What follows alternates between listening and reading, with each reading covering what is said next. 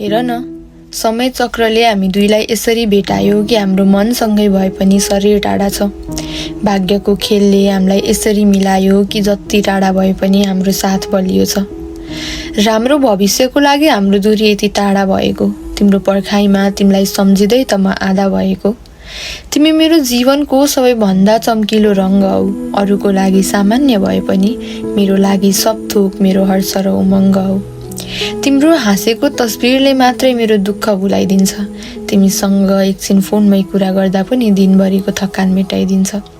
तिमी टाढा छौ तर पनि तिम्रो माया मैले नजिकबाट महसुस गर्छु। तिमी मसँगै नभए पनि तिम्रो न्यानोपन मैले महसुस गर्छु। जब सम्झिन्छु तिमीलाई, सूर्यको किरण जस्तो उज्यालो लाग्छ मलाई। दूरीले हाम्रो सम्बन्धमा समस्या पक्कै नआउला, तिम्रो माया पुरै ब्रह्माण्ड लाग्छ मलाई। तिम्रो एक झलक पाउन आँखा यति आतुर छन्, तिमीलाई अङ्गालोमा समेट्न यी पाखुरा यति हतारमा छन्, तिम्रो स्पर्श महसुस गर्न यी हातहरू छटपटाइरहेका छन्।